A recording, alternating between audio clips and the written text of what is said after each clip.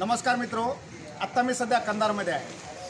ही जी आपण बाजारपेठ बघतोय ज्वेलर्सची, हे दररोज गजबजलेली बाजारपेठ असते आणि जे परभणीमध्ये ज्या संविधानाबद्दल एक माथे फिरून संविधानाला विटंबना केली, त्यासाठी 10 डिसेंबरला घडला प्रकार, 11 तारखेला ज्यावेळेस तेथील परभणीतील लोकांनी निषेध मोर्चा केला, त्यावेळेस पोलिसांनी कॉम्बिंग ऑपरेशन करून दलितातील भीमसैनिकांना बेदम मारहाण केली आणि त्यामध्ये सोमनाथ सूर्यवंशी नावाचा त्याचा मृत्यू झाला।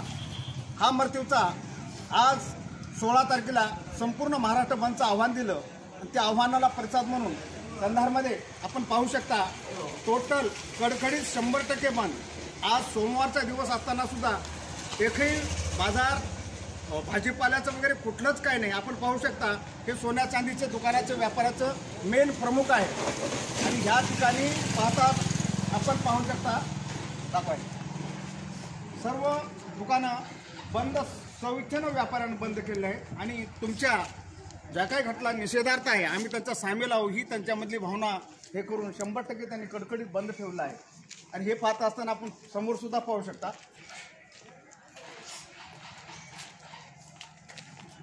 प्रियंका फोटो स्टुडिओ हे सुद्धा त्यांनी बंद ठेवलेलं आहे।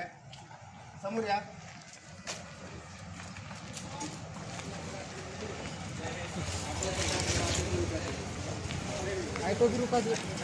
समोर पाहू शकता आपण दिसत आहे समोर पूर्ण कंधार शहर पूर्ण 100% बंद ठेवलं आहे आणि बंदमध्ये प्रत्येक दुकानाला एक वेळेस आणि सूचना देऊन दिली बंद करणाऱ्या लोकांनी की 16 तारखेला बंद आहे आणि त्यांचाच प्रतिसाद म्हणून कुठल्याही व्यापाऱ्यानं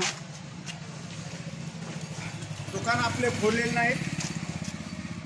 कुलप लावून ज्यांच्या त्याच्या सोमवार हा अतिशय आठवडा बाजार असतो आणि एवढ्या बाजारामध्ये सुद्धा पूर्ण व्यापाऱ्याने 100% प्रतिसाद देऊन या बंदला प्रतिसाद दिला आहे। कॅमेरामॅन रितेशसह मी पत्रकार भूषणराव सोनकांबळे, कंधार।